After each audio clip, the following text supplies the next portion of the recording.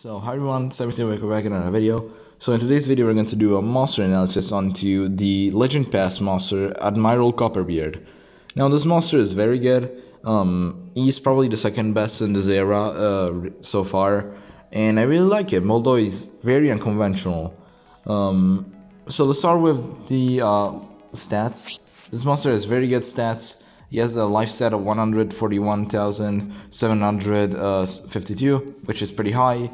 He has a power stat of 11,033, which is the same power stat as Enhancer and I don't know what's his name, Serpentex, which is a really high power stat. And he has a speed stat of 8,217, which is pretty high too.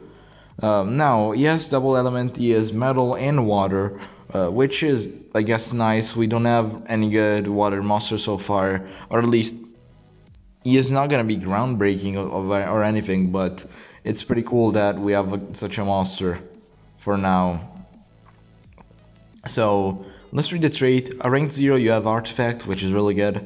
At rank 1 you have Super Attuned, which is not the best.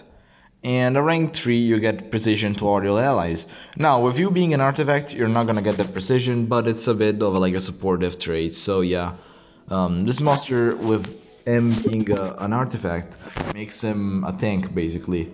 And he can hold as a relics, sword, and banner, which is pretty good. The sword can deal a lot of damage. It could be Elvira's sword, which is going to be craftable next season. And the banner, you can hold the Mr. Beast banner or some other stamina recovery banners, which is pretty good again.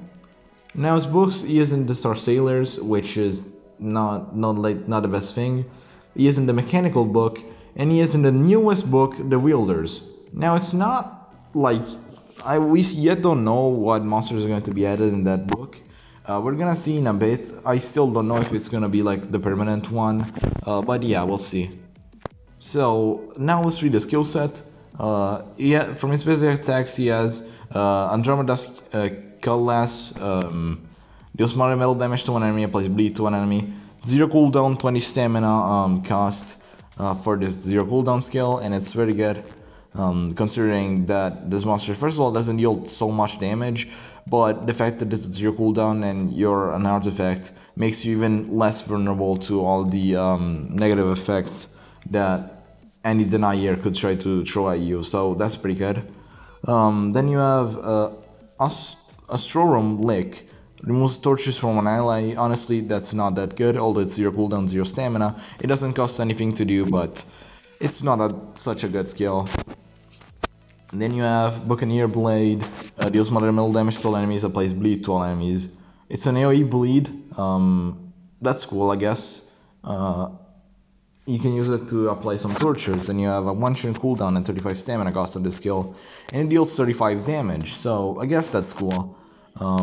Pretty strong AoE for this moment. Then you have Privateer perks, which applies Electrify to all enemies and restores all cooldowns on your allies. So this makes them practically invulnerable to CDA, and also applies Electrified, which is a really good torture. Removes 50% of total life from the enemy. So yeah, that's cool. Then you have a tier 2 skills. You have Corsair Charge, which deals moderate metal damage to one enemy, applies Electrified, and restores all cooldowns on itself.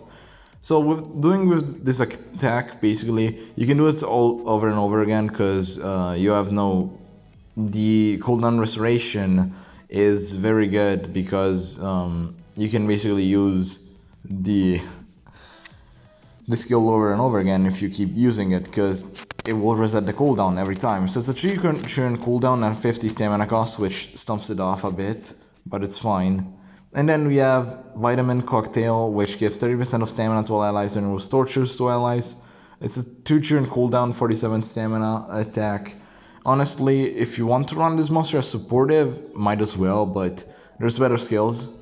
Then you have Boarding Hook, deals moderate metal damage to one enemy, then to all enemies. So it's 30 damage to one enemy, then 30 damage to all enemies.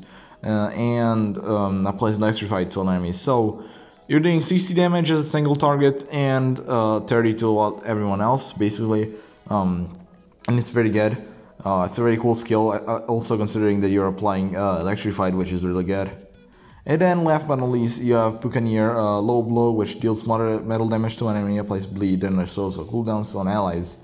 That's very good, although it's a fortune cooldown attack with 60 damage, which is a bit, you know, a lot as a cost. It's still pretty good as such a monster. And last but not least, you have Cannon Symphony as your ultimate, which deals moderate metal damage to enemies and applies Mega Stun and activates all cooldowns to enemies. And also applies Shock to all enemies. Okay, so pretty cool ultimate. You're denying and applying Mega Stun. Honestly, I don't get the point of applying both Mega Stun and the CDA. Yes, some skills like which are beyond Choo-Choo and cooldown are going to be, you know, stomped off, but I don't know. Maybe you could stop like a Lamuna or something, so yeah. So what I can say about this monster, he is definitely a very viable monster. You can use him in a lot of ways. You can use him as a support, running all the supportive skills, plus some skills that apply tortures to help you win the game. You can be a tanky monster, hard to take down, run with like a rainbow build, maybe like a strength, a speed, and a life rune. I mean that since this monster is an artifact, he's going to be really hard to take down, and knowing he has one of the highest life stats in the game, he should be a threat to be reckoned with if he is like really tanky.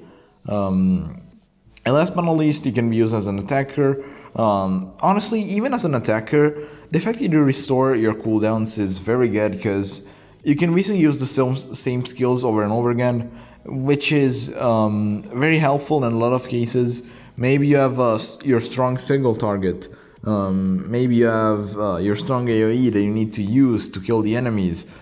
That they are almost going to be always usable as long as you you know, use your CDA reactivation skills, which is something I really like, honestly. So this is it for this monster. Do I think he's worth the $20? No. Do I think the talents you get with this monster are worth it? Yes, but I'm gonna make a separate video on the talents. So yeah, I'm gonna talk about that in another video. So for this video, that's it.